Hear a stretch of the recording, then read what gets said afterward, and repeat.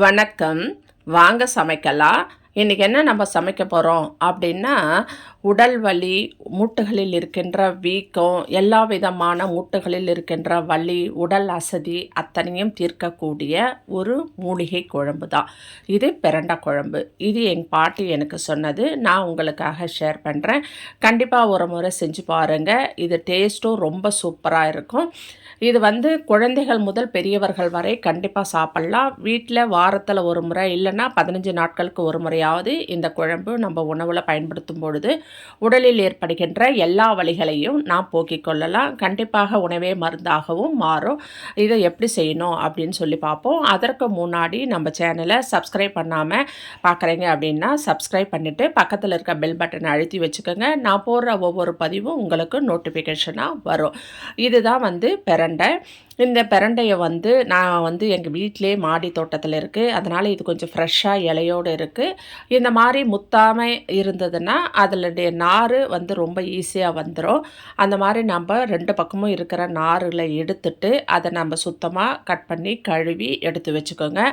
எடுத்து வச்சுட்டு ஒரு வாணலி எடுத்துக்கோங்க. ஒரு வாணலி எடுத்து இது எல்லாத்தையும் நம்ம வதக்கணும். அதனால் ஒரு வாணலி எடுத்து வச்சுக்கோங்க. வாணலி எடுத்து வச்சுட்டு அதில் ஒரே ஒரு ஸ்பூன் எண்ணெய் விட்டுக்கோங்க. ஒரு ஸ்பூன் எண்ணெய் விட்டுட்டு ஒரு ஸ்பூன் அளவுக்கு மிளகு, ஒரு ஸ்பூன் அளவுக்கு சீரகம், ஒரு 6-7 பூண்டு பல் உரித்தது. இது ஒரு 100 கிராம் சின்ன வெங்காயம். சின்ன வெங்காயம் இல்லைன்னா நீங்கள் பெரிய வெங்காயம் ஒரு 2 வெங்காயம் கட் பண்ணி போட்டுக்கோங்க. அதுக்கப்புறம் நான் கட் பண்ணி எடுத்த அந்த பிரண்டை துண்டுகளையும் அதோட சேர்த்துக்கினேன். அதுக்கப்புறம் இஞ்சி பெரிய துண்டு ஒரு 4 அந்த மாதிரி நான் சேர்த்து அது எல்லாத்தையும் வதக்கி கூட 2 பழுத்த தக்காளி நான் கட் பண்ணி போட்டிருக்கேன். அதையும் சேர்த்து நல்லா வதக்கிடுங்க. நல்லா வதக்கி அந்த பச்சை வாசனைலாம் போய் அந்த வெங்காயம்லாம் நல்லா கொஞ்சம் கலர் மாறணும். அந்த மாதிரி மாறும் பொழுது அதை இறக்கி வச்சு ஆற வச்சு மிக்சியில் அரைச்சி எடுத்துக்கோங்க. எடுத்துட்டு இன்னொரு கனமான வாணலி வச்சுக்கோங்க. வச்சுட்டு அதில் ஒரு 50 கிராம் நல்லெண்ணெய் விட்டுருக்கேன். விட்டுட்டு 1 ஸ்பூன் கடுகு, 1 ஸ்பூன் மிளகு, சீரகம், வெந்தயம் அது அத்தனையும் போட்டுட்டு அதுக்கப்புறம் கொஞ்சம் பெருங்காயத்தூள், கொஞ்சம் பச்சை கருவேப்பிலை போட்டு, பூண்டு ஒரு 10 பல் தட்டி போட்டு, வெங்காயம் நான் சின்ன வெங்காயம் தான் இது ஒரு 100 கிராம் போட்டிருக்கேன். இந்த வெங்காயம் இல்லைன்னா பெரிய வெங்காயம் சேர்த்துக்கோங்க. ஏன்னா இந்த வெங்காயம் போடும்போது டேஸ்ட்டு இன்னும் சூப்பராக இருக்கும். இந்த வெங்காயத்தை போட்டு நல்லா வதக்கிட்டு கூடவே ஒரு 1/2 கப் அளவுக்கு தக்காளியும் நல்லா கட் பண்ணி போட்டு அதையும் நல்லா வதக்கி கொடுங்க. நல்லா வதங்கி வரும் பொழுது நம்ம ஏற்கனவே மிக்சியில் அரைச்சோம் இல்லையா வதக்கினது, அதையும் இதாக கூட சேர்த்துக்கோங்க. சேர்த்து அது எல்லாத்தையும் நல்லா கலந்து கொடுங்க. நல்லா கலந்து அந்த வெங்காயம், தக்காளி, இந்த அரைச்ச பேஸ்ட்டு எல்லாத்தையும் சேர்த்து நல்லா கலந்து கொடுத்துட்டு இதுக்கு நம்ம புளி ஒரு சின்ன எலுமிச்சை சைஸ் புளி இதுக்கு ஊற்றணும். நீங்கள் கரைச்சி வச்சுக்கோங்க. அதுக்கிடையில் ஒரு 1/2 ஸ்பூன் மஞ்சள் பொடி, 1 ஸ்பூன் உப்பு ரெண்டத்தையும் சேர்த்துக்கோங்க.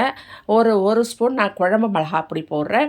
நீங்கள் குழம்பு மிளகாப்பொடி இல்லைன்னா ஒரு 1/2 ஸ்பூன் அளவுக்கு தனி மிளகாய்த்தூள், ஒரு 1/2 ஸ்பூன் தனியாத்தூள் சேர்த்துக்கோங்க.